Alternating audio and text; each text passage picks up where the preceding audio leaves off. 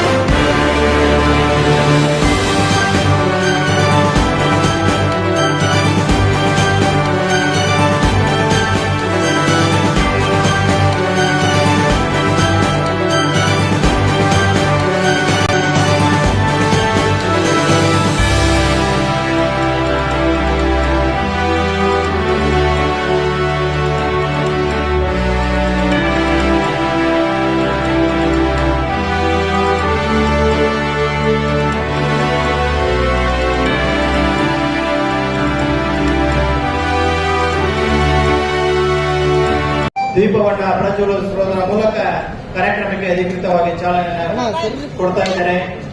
ಕ್ಷೇತ್ರ ಗುರುಪೀಠ ಚಿತ್ರದುರ್ಗ ಇವರ ಆದಿಯಾಗಿ ವೇದಿಕೆ ಮೇಲೆ ಆಸೀನರಾಗಿರ್ತಕ್ಕಂಥ ಎಲ್ಲ ಅತಿಥಿ ಮುಖಂಡರು ಈ ಒಂದು ಕಾರ್ಯಕ್ರಮಕ್ಕೆ ಸಾಕ್ಷಿಗಳಾಗಿದ್ದಾರೆ. ತಾವೆಲ್ಲರೂ ಚಪ್ಪಾಳೆಗಳನ್ನು ನಾವು ತಪ್ಪುವುದರ ಮೂಲಕ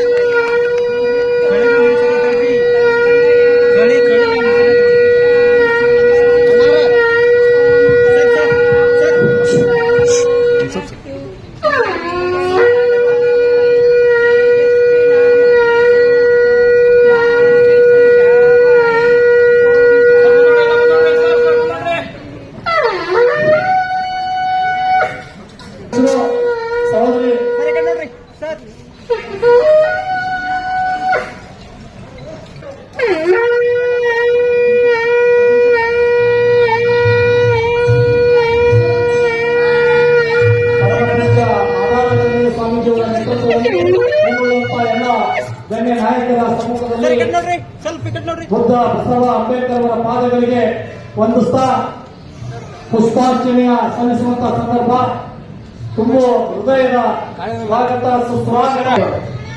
ಶ್ರೀಯುತ ನಾಗಪ್ಪ ದೊಡ್ಡಮಣಿಯವರು ವೇದಿಕೆ ಮೇಲೆ ಆಗಮಿಸಬೇಕಾಗಿ ವಿನಂತಿಸಿಕೊಳ್ತಾ ಇದ್ದೇವೆ. ಇದೀಗ ಕಾರ್ಯಕ್ರಮದ ಅಧಿಕೃತವಾಗಿ ಚಾಲನೆ ಆಗಬೇಕಾಗಿ ವಿನಂತಿಸಿಕೊಳ್ತಾ ಇದ್ದೇನೆ. ಅವರಿಗೆ ಧಾರವಾಡ ಜಿಲ್ಲಾ ಧಾರವಾಡದ ಇತಿಹಾಸದ ಪುಟದಲ್ಲಿ ಮತ್ತೊಂದು ಪುಟವನ್ನ ಸೇರಿಸತಕ್ಕಂತ ಒಂದು ಸುಸಂದರ್ಭ ಇದಾಗಿದೆ. ಇಂಥ ಒಂದು ಸೂಕ್ಷಣಕ್ಕೆ ನಾವು ನೀವೆಲ್ಲರೂ ಸಾಕ್ಷಿಗಳಾಗಿದ್ದೀವಿ, ನಾವೆಲ್ಲರೂ ಪುನೀತರೇ ಅಂತಕ್ಕಂಥ ಒಂದು ಮಾತನ್ನ ಈ ಸಂದರ್ಭದಲ್ಲಿ ಹೇಳಬಯಸ್ತೇನೆ. ಅದೇ ರೀತಿ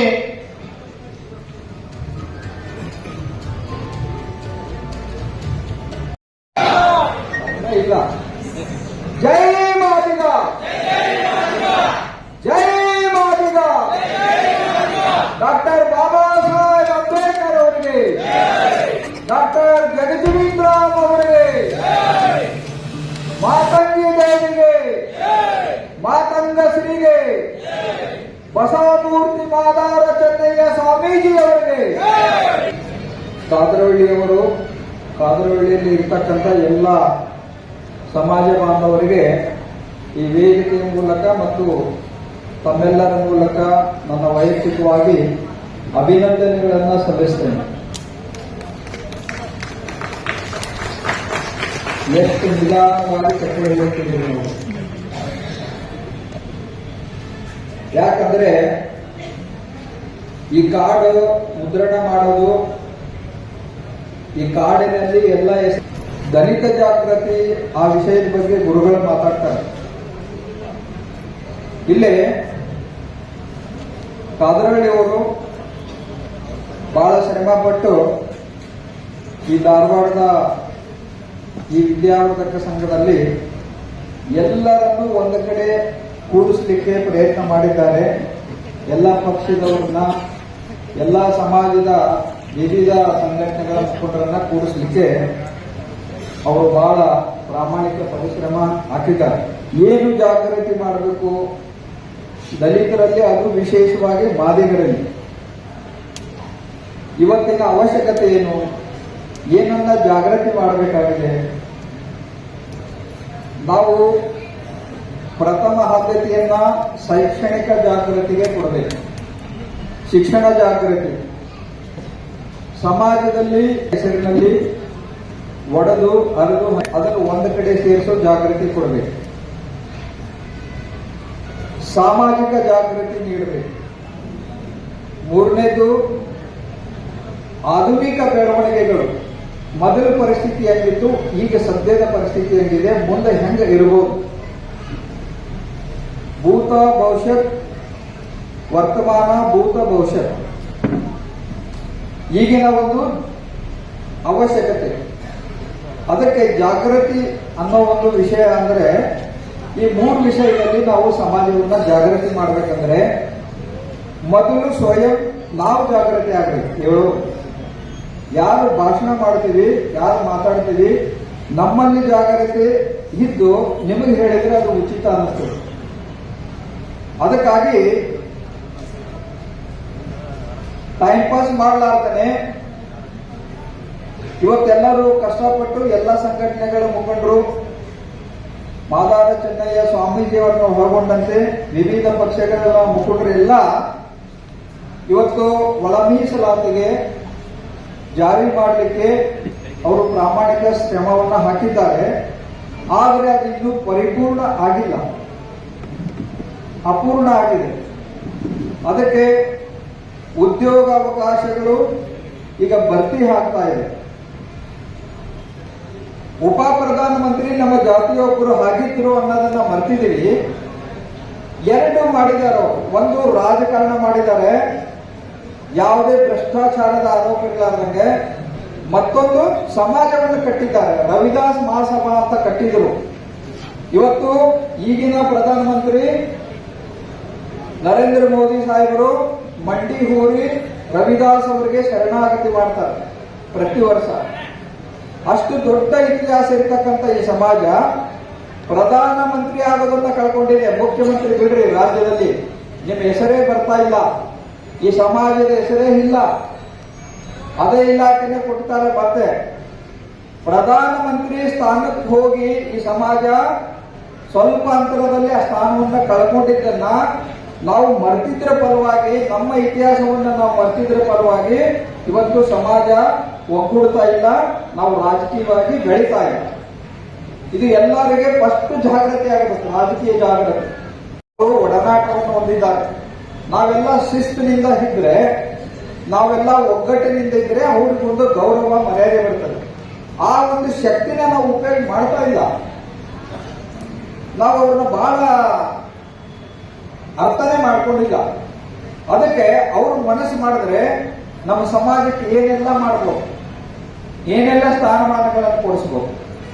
ಅದಕ್ಕೆ ನಾವು ಒಗ್ಗಟ್ಟಿನಿಂದ ಇಲ್ಲ ಅನ್ನೋ ಒಂದೇ ಕಾರಣದಿಂದ ಇವೆಲ್ಲ ಹುದ್ದೆಗಳು ಕೈ ಹೋಗ್ತಾ ಇವೆ.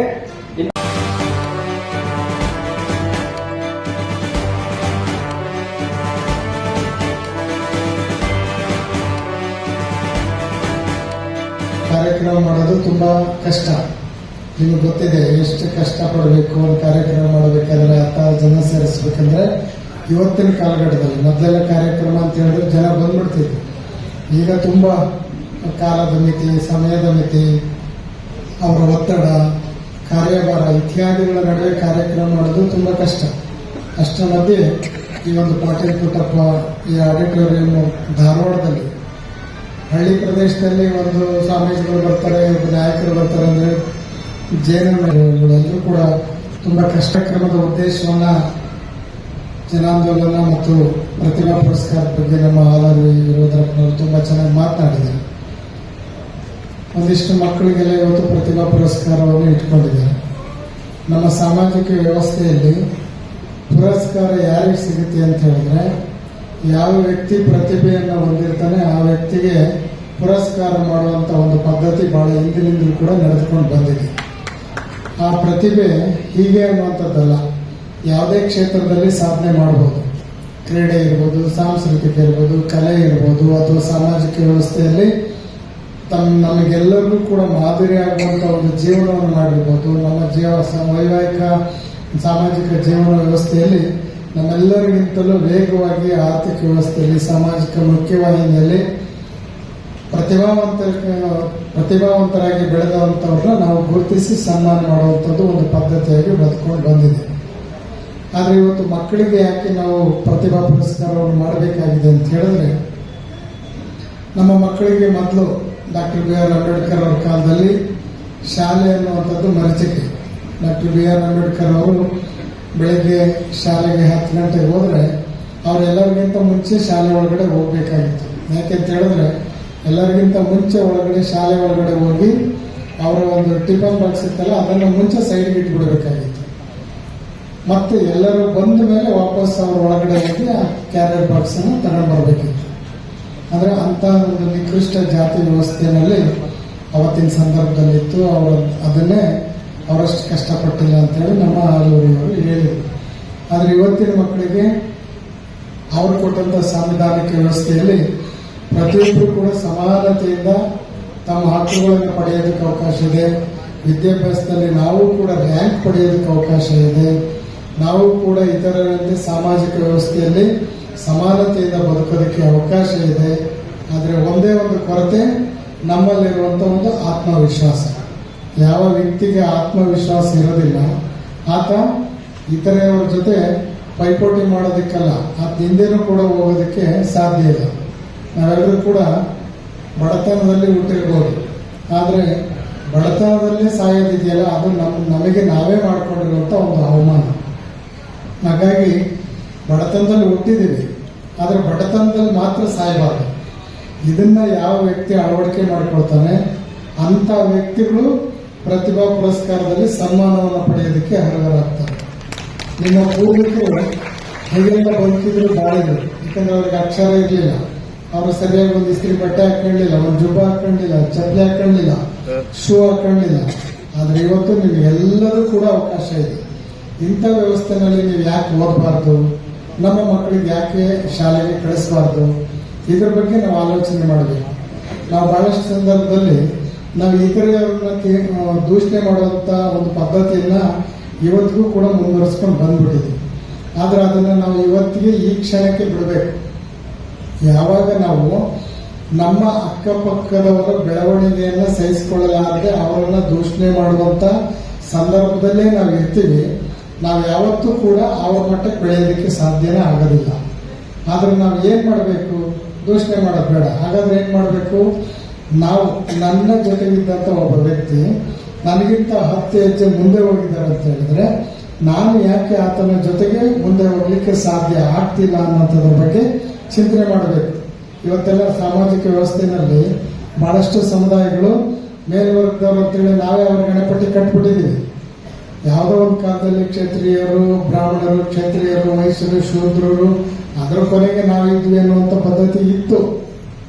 ಆದರೆ ಇವತ್ತು ಶೂದ್ರರಿಗಿಂತ ಕೆಳಗಡೆ ಇರುವಂಥ ನಮ್ಮಲ್ಲೂ ಕೂಡ ಅಗಾಧವಾಗಿರುವಂಥ ಪಾಂಡಿತ್ಯವನ್ನು ಹೊಂದಿರುವಂಥ ಮಕ್ಕಳು ನಮ್ಮಲ್ಲಿದ್ದಾರೆ. ನಾವು ಯಾಕೆ ಅವರಿಗೆ ಪ್ರೋತ್ಸಾಹವನ್ನು ಮಾಡಬೇಕು ಅಂತ ಹೇಳಿದ್ರೆ, ಸಾಮಾಜಿಕ ವ್ಯವಸ್ಥೆಯಲ್ಲಿ ನಾವು ಒಂದಿಷ್ಟು ನಮಗೆ ನಾವೇ ಪರಿಶ್ರಮ ಅನ್ನುವಂಥದ್ದು ಏನು ಅನ್ನುವಂಥದ್ದನ್ನು ಅರ್ಥ ಮಾಡಿಕೊಂಡಾಗ ನಾವು ಜಾಗೃತಿಯನ್ನು ಹೊಂದುತ್ತೀವಿ, ನಮ್ಮ ಜೀವನದಲ್ಲಿ ಬದಲಾವಣೆ ಆಗ್ತೀವಿ. ದೇಣಿಗೆ ತಗೊಂಡು ಅವನು ಇಂಗ್ಲೀಷಲ್ಲಿ ಕಲ್ತ, ಗಂಟೆ ಹೊಡೆಯೇನಿದ್ದಲ್ಲ ಅವನಿಗೆ ಇಂಗ್ಲೀಷ್ ಇಲ್ಲ, ಶ್ಲೋಕನೂ ಇಲ್ಲ. ಅರ್ಥ ಆಗುತ್ತಲ್ಲ? ಅವಾಗ ಕಮಿಟಿಯವರು ತೀರ್ಮಾನ ಮಾಡಿದ್ರು, ಇಲ್ಲಿ ಬಂದವರು ಎಲ್ಲರೂ ಕೂಡ ಇಂಗ್ಲೀಷ್ ಅಂತೇಳಿ ಆದೇಶ ಮಾಡಿದ್ರು. ಇಂಗ್ಲೀಷ್ ಬರೆದ್ರೆ ಬಿಟ್ಟು ಹೋಗ್ಬೇಕು. ಶ್ಲೋಕ ಕಲಿಯನ್ನು ಇಂಗ್ಲೀಷ್ ಕಲ್ತ, ಅವನು ಉಳ್ಕೊಂಡ. ರೆಸಿಪ್ಟ್ ಹಾಕಿ ದೇಣಿಗೆ ಬರೆಯೋನು ಏನು ಮಾಡ್ದ, ಅವನು ಇಂಗ್ಲೀಷ್ ಕಲ್ತ, ಅಲ್ಲೇ ಉಳ್ಕೊಂಡ. ಗಂಟೆ ಬಿಡಿಯೋನು ಏನು ಮಾಡ್ದ, ಅವ್ನಿಗೆ ಇಂಗ್ಲೀಷ್ ಬರಲಿಲ್ಲ, ಅವನು ಒಂದಿನ ಬಿಡಲೇಬೇಕಾಯ್ತು ಕೆಲಸನ. ಬಿಟ್ಟು ಅವನು ಹೊರಗಡೆ ದೇವಸ್ಥಾನದಿಂದ ಬಂದು ಹೊರಗಡೆ ಹೋಗ್ತಾ ಇದ್ದ, ಹೊಟ್ಟೆ ಹಸ್ತಿತ್ತು, ಸುಮಾರು ದೂರ ಎಷ್ಟು ಹಂಗೆ ಇಂಪ್ರೂವ್ ಮಾಡ್ಕೊಂತ ಹೋದ. ಬಂದು ಬೇರೆ ದೇಶದಲ್ಲೆಲ್ಲ ಅಲ್ಲಿ ಊಟ ಮಾಡಿದ್ರು, ಚೆನ್ನಾಗಿ ವ್ಯಾಪಾರ ಆಯಿತು, ಹೋಟೆಲ್ ಕಟ್ಟಿದ, ಸ್ಟಾರ್ ಹೋಟೆಲ್ ಕಟ್ಟಿದ. ಆವಾಗ ಇನ್ನೊಬ್ಬ ಯಾರೋ ಬೇರೆ ರಾಜ್ಯದಲ್ಲಿ ಬಂದ, ನೀನು ಇಷ್ಟು ಜೋರಾಗಿ ಹೋಟೆಲ್ ಕಟ್ಟಿ ಯಶಸ್ವಿಯಾಗಿ ತಂದೆ ತಾಯಿಗಳನ್ನ ಸಾಕುವಂಥ ಕೆಲಸಕ್ಕೆ ಸಾಕುವಂಥ ಒಂದು ಗುಣವನ್ನು ಬೆಳೆಸ್ಕೊಂಡು ಮುಂದಾಗಬೇಕು ಅನ್ನುವಂಥ ಶುಭ ಹಾರೈಕೆಯ ಮಾತುಗಳನ್ನು ವ್ಯಕ್ತಪಡಿಸಿ, ನಿಮ್ಮಲ್ಲಿ ಯಾರು DC ಆಗ್ತೀರಿ, SP ಆಗ್ತೀರಿ, ತಹಸೀಲ್ದಾರ್ ಆಗ್ತೀರಿ, ಅಥವಾ ಇನ್ಯಾರು ರಾಜಕಾರಣಿಗಳಾಗ್ತೀರಿ, ಯಾವುದು ತಾನೇ? ಎಷ್ಟು ಜನ ಸ್ಟೂಡೆಂಟ್ ಬಂದಿದ್ರಿ? ಕೈ ಹತ್ರ? ಗುಡ್. ನೀವೆಲ್ಲ ನಾನು ಹೇಳಿದ್ರಲ್ಲಿ ಯಾವುದೋ ಒಂದು ಆಗ್ತೀರಿ, ಹೌದು ತಾನೇ? ನನಗೇನು ಬೇಡಪ್ಪ ಅಂತೇಳಿ ಮದುವೆಗೆ ಹೋಗ್ತೀರಿ. ಹಂಗಾಗದು ಬೇಡ. ಎಲ್ಲರೂ ಒಳ್ಳೆ ಕೆಲಸ ತಗೊಂಡ್ಕೊಂಡು ಮದುವೆಗೆ ನನ್ನೂ ಕರಿಬೇಕು, ನಮ್ಮ ಸಮಾಜದವರೆಲ್ಲ ಕರಿಬೇಕಂತೇಳಿ ಹೇಳಬೇಕು. ಅರ್ಥ ಆಗುತ್ತಲ್ಲ? ನೀವ್ಯಾರು ಕೂಡ ಇದೆಲ್ಲದೂ ಅಪ್ಟೇಷನ್ ಮಾಡಲ್ಲ, ಹೌದು ತಾನೇ? ಹಾಂ, ಆಯ್ತಿರಲಿ. ನಿಮ್ಮೆಲ್ಲರಿಗೂ ಒಳ್ಳೇದಾಗಲಿ ಅನ್ನುವಂಥ ಮಾತನ್ನು ಈ ಸಂದರ್ಭದಲ್ಲಿ ವ್ಯಕ್ತಪಡಿಸಿ, ತುಂಬ ಚೆನ್ನಾಗಿ ಕಾರ್ಯಕ್ರಮ ಆಗಿದೆ, ಭಾಳಷ್ಟು ಜನ ಮಾತನಾಡೋರು ಇದ್ದರು, ಅವರೆಲ್ಲರಿಗೂ ಕೂಡ ಧನ್ಯವಾದಗಳನ್ನು ಸಲ್ಲಿಸಿ ನಾನು ಮಾತುಗಳು ವಿರಾಮವನ್ನು ಕೊಡ್ತೀನಿ. ಅವರಿಗೆ ವಿಧಾನಸಭಾ ಸದಸ್ಯರಂತ ಮಾಜಿ ಶಾಸಕರು, ವಿಧಾನಸಭೆ ಸದಸ್ಯರು ಅಮೃತ್ ದೇಸಾಯಿ, ಮಾಜಿ ಶಾಸಕರು ಧಾರವಾಡ ಗ್ರಾಮೀಣ, ಅವರಿಗೆ ಧಾರವಾಡ ಜಿಲ್ಲಾಧ್ಯಕ್ಷ ಅಂತ ಬಸವರಾಜ್ ಲಗ್ಮನ್ ಅವರವರು ಹೂವು ಹಾರ ಹಾಕೋದ್ರ ಮುಖಾಂತರ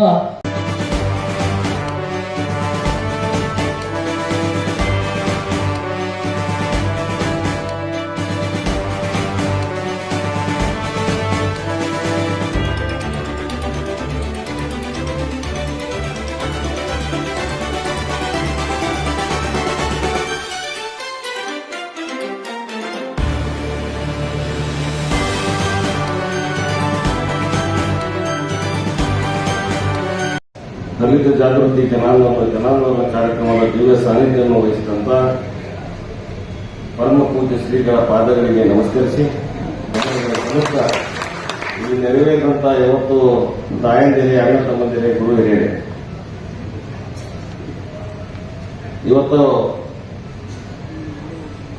ನಮ್ಮ ಅಧ್ಯಕ್ಷರಾದಂಥ ಲಕ್ಷ್ಮಣನವರು ಹಾಗೂ ಅವರ ಎಲ್ಲ ಸ್ನೇಹಿತರು ಹಾಗೂ ಎಲ್ಲ ಹಿರಿಯರು ಕೂಡಿ ಬಂದು ಒಂದು ಜನಜಾಗೃತಿ ಜನಾಂದೋಲನವನ್ನು ಮಾಡ್ತಾ ಇದ್ದೇವೆ. ನಮ್ಮ ಸಮಾಜದ ಎಲ್ಲರನ್ನು ಕೂಡಿಸಿ ಒಂದು ಸಂಘಟನೆಯನ್ನು ಮಾಡ್ತಾ ಇದ್ದಾಗ ನನಗೆ ಬಹಳ ಸಂತೋಷ ಆಯಿತು. ಭಾರತ ದೇಶದ ಸ್ವತಂತ್ರ ಸ್ಥಿತಿ ನಮಗೆ ಇಷ್ಟು 77 ವರ್ಷಕ್ಕೂ ಹೆಚ್ಚಾಯಿತು. ಇನ್ನೂ ಸಹಿತ ಸಾಕಷ್ಟು ಕಷ್ಟದಲ್ಲಿ ಸಮುದಾಯ ಇದೆ, ಇನ್ನೂ ಸಹಿತ ವಂಚಿತರಾಗಿದ್ದಾರೆ ಸೌಲಭ್ಯಗಳಿಗೆ. ಇವೆಲ್ಲವೂ ಸಹಿತ ಜಾಗೃತಿ ಆಗಬೇಕಾಗಿದೆ.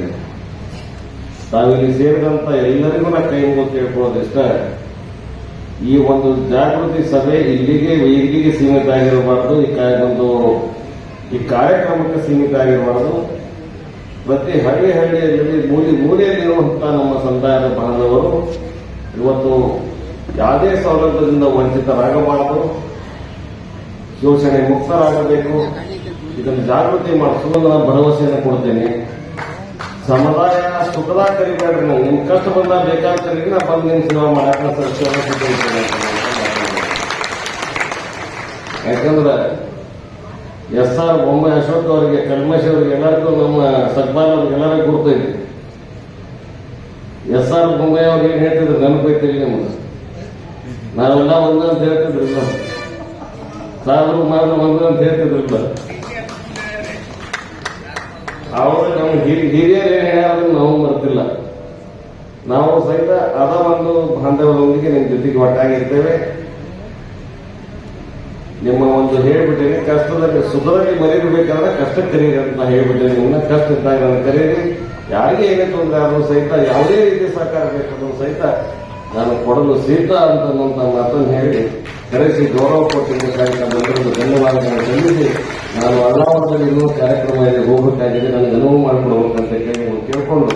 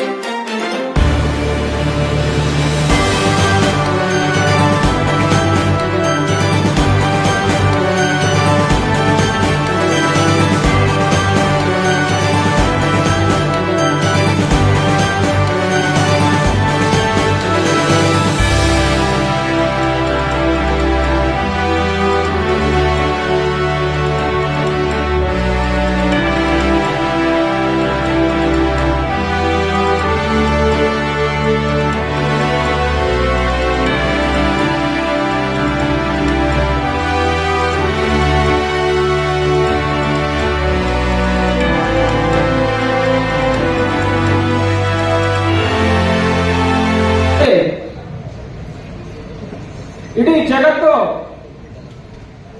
ಅನಾಗರಿಕತೆಯಿಂದ ಇದ್ದಂತಹ ಸಂದರ್ಭದಲ್ಲಿ ಇಡೀ ಜಗತ್ತು ಜಿಂಕೆಯ ಚರ್ಮ, ಪ್ರಾಣಿಗಳ ಚರ್ಮ, ಗಿಡದ ತೊಗಟೆ ಎಲೆಗಳಿಂದ ತಮ್ಮ ಮಾನವನ್ನು ಮುಚ್ಚಿಕೊಂಡು ಓಡಾಡುವಂತಹ ಸಂದರ್ಭದಲ್ಲಿ ನಮ್ಮ ದೇಶ ರೇಷ್ಮೆ ಸೀರೆ, ವಜ್ರ ವೈಡೂರ ಬಂಗಾರ ಮುತ್ತು ರತ್ನಗಳನ್ನು ಹಾಕೊಂಡು ತಿರುಗಾಡ್ತಿದ್ರು. ಅಂತ ಶ್ರೀಮಂತ ದೇಶ ಭಾರತವಾಗಿತ್ತು. ಭಾರತದ ಮೇಲೆ ಅಂತ ಶ್ರೀಮಂತವಾಗಿರ್ತಕ್ಕಂಥ ಭಾರತದಲ್ಲಿ ಇಡೀ ಜಗತ್ತು ಭಾರತದ ದೃಷ್ಟಿಯತ್ತ ನೋಡ್ತಾರೆ. ಭಾರತದ ಸಂಪತ್ತನ್ನ ಲೂಟಿ, ಸಂಸ್ಕೃತಿಯನ್ನ ಲೂಟಿ ಮಾಡಲಿಕ್ಕೆ ಪ್ರಾರಂಭ ಮಾಡ್ತಾರೆ. ಎಲ್ಲವನ್ನೂ ತೋರಿಸ್ಕೊಂಡು ಹೋಗ್ತಾರೆ. ಆದರೆ ಭಾರತ ಎಲ್ಲರಿಗೂ ಕೇಳಿದ್ದನ್ನು ಕೊಟ್ಟದ್ದು. ಉಚ್ಛ್ರಾಯ ಸ್ಥಿತಿಯಲ್ಲಿರ್ತಕ್ಕಂಥ ಭಾರತದ ಸಂಸ್ಕೃತಿ, ಭಾರತದ ಇತಿಹಾಸ ಪರಂಪರೆಯಲ್ಲಿ ಕೆಲವೊಂದಿಷ್ಟು ಎಡರು ತೊಡರುಗಳಿತ್ತು. ಮೇಲು ಕೀಳುವಂತ ಭಾವನೆ ಇತ್ತು. ವಿವಿಧ ಅಂತರಗಳಿತ್ತು. ಗುಡಿಗೆ ಹೋಗ್ಲಿಕ್ಕೆ ಪ್ರವೇಶ ಇರಲಿಲ್ಲ, ನೀರು ಕುಡಿಲಿಕ್ಕೆ ಪ್ರವೇಶ ಇರಲಿಲ್ಲ. ನಾನ್ ಮೇಲು, ನಾನ್ ಕೀಳು, ನಾನ್ ದೊಡ್ಡವ, ನಾನ್ ಸಣ್ಣವ, ನಾನ್ ಬಡವ, ನಾನ್ ಕಲ್ಲಿದ ಅಂತ ಸಂದರ್ಭದಲ್ಲಿ ಏನು ತಿಳಿಯದ ತನ್ನಮ್ಮ ಡಾಕ್ಟರ್ BR ಅಂಬೇಡ್ಕರ್ ಜನನ, ಡಾಕ್ಟರ್ ಭೀಮರಾವ್ ಅಂಬೇಡ್ಕರ್ ಬಾಲ್ಯದಲ್ಲಿ ಈ ಸ್ಥಿತಿಯನ್ನು ನೋಡ್ತಾರೆ. ಏಕೆ ನಮ್ಮ ಸಮಾಜಕ್ಕೆ ಈ ಸ್ಥಿತಿ, ಇದಕ್ಕೆ ಕಾರಣವೇನು ಹುಡುಕಾಡ್ತಾರೆ, ಓದ್ತಾರೆ. ಎಷ್ಟೇ ಅವಮಾನಗಳನ್ನು ಸಹಿಸ್ತಾರೆ. ಹೊಟ್ಟೆಗೆ ಊಟ ಸಿಗುದಿಲ್ಲ, ನಿದ್ದೆ ಸಿಗುದಿಲ್ಲ, ಇರ್ಲಿಕ್ಕೆ ಜಾಗ ಸಿಗುದಿಲ್ಲ. ಆದರೂ ಹಠ ಬಿಡದೆ ಹೋಗ್ತಾರೆ. ಇಂಗ್ಲೆಂಡ್ಗೆ ಹೋಗ್ತಾರೆ, ಅಮೆರಿಕಕ್ಕೆ ಹೋಗ್ತಾರೆ, ಉನ್ನತ ವ್ಯಾಸಂಗವನ್ನು ಮಾಡ್ತಾರೆ, ಎಷ್ಟೋ ಡಿಗ್ರಿಗಳನ್ನು ಪಡಿತಾರೆ, 60,000ಕ್ಕಿಂತ ಹೆಚ್ಚು ಪುಸ್ತಕಗಳನ್ನು ಓದ್ತಾರೆ. ಡಾಕ್ಟರ್ ಅಂಬೇಡ್ಕರ್ ಮನಸ್ಸು ಮಾಡಿದ್ರೆ ಮದುವೆಯಾಗಿ ಸುಖವಾಗಿ ಜೀವನವನ್ನು ನಡೆಸಬಹುದಿತ್ತು. ತನ್ನ ಮನೆ ಮಕ್ಕಳನ್ನ ಆನಂದವಾಗಿ ಬಳಸಬಹುದಿತ್ತು. ಕಾರು ಬಂಗ್ಲೆ ಎಲ್ಲವನ್ನು ಖರೀದಿ ಮಾಡಿ ತನ್ನ ಕುಲವನ್ನು ಬೆಳೆಸಬಹುದಿತ್ತು. ಆದ್ರೆ ಡಾಕ್ಟರ್ ಅಂಬೇಡ್ಕರ್ ಅದನ್ನು ಮಾಡಿಲ್ಲ. ಇಡೀ ಸಮಸ್ತ ಭಾರತ ಮಾತೆಯ ಮಡಿಲಿನಲ್ಲಿ ಹುಟ್ಟಿರ್ತಕ್ಕಂಥ, ತುಳಿತಕ್ಕೆ ಒಳಗಾಗಿರ್ತಕ್ಕಂಥ ಯಾವುದೇ ಜಾತಿ ಮತ ಪಂಥ ಪಂಗಡದ ಎನ್ನದೆ ಯಾರು ತುಳಿತಕ್ಕೆ ಒಳಗಾಗಿದ್ದಾರೆ ಅವ್ರನ್ನ ನಾನು ಮೇಲೆತ್ತಬೇಕಂತ ಪಣ ಕೊಡ್ತಾರ. ಪಣ ಕೊಟ್ಟು 60,000ಕ್ಕಿಂತ ಹೆಚ್ಚು ಪುಸ್ತಕಗಳನ್ನು ಓದಿ ನಾನು ಈ ಸಮಾಜಕ್ಕೆ ಏನಾದರೂ ಮಾಡಲೇಬೇಕು ಅಂತ ಹೇಳ್ತಾರೆ, ಪ್ರಯತ್ನ ಮಾಡ್ತಾರೆ. ಇಡೀ ಜಗತ್ತಿನಲ್ಲಿ ಅತ್ಯಂತ ಶ್ರೇಷ್ಠವಾಗಿರ್ತಕ್ಕಂಥ, ಶಕ್ತಿಶಾಲಿಯಾಗಿರ್ತಕ್ಕಂಥ, ತುಳಿತಕ್ಕೆ ಒಳಗಾಗಿರ್ತಕ್ಕಂಥ ಎಲ್ಲ ಸಮಾಜ ಜನರನ್ನ ಮೇಲೆತ್ತಿಗೋಸ್ಕರ ಇಡೀ ಜಗತ್ತಿನಲ್ಲಿ ಭಾರತ ಮತ್ತೆ ಎಂದು ತಲೆ ತಗ್ಗಿಸಬಾರದು. ಯಾರು ಶಿಕ್ಷಣದಿಂದ ವಂಚಿತರಾಗಬಾರದು, ಯಾರು ಆರೋಗ್ಯದಿಂದ ವಂಚಿತರಾಗಬಾರದು, ಯಾರು ಉದ್ಯೋಗದಿಂದ ವಂಚಿತರಾಗಬಾರದು, ಯಾರು ಸಾಮಾಜಿಕ ಸಾಮರಸ್ಯದಿಂದ ತಾರತಮ್ಯದಿಂದ ಬದುಕಬಾರದು. ಎಲ್ಲರೂ ಸಮಾನರು, ಎಲ್ಲರಿಗೆ ಬದುಕಲಿಕ್ಕೆ ಹಕ್ಕಿದೆ ಅಂತ ಹೇಳಿ ಒಂದು ಶ್ರೇಷ್ಠವಾಗಿರ್ತಕ್ಕಂಥ ಸಂವಿಧಾನವನ್ನು ಕೊಡ್ತಾರೆ.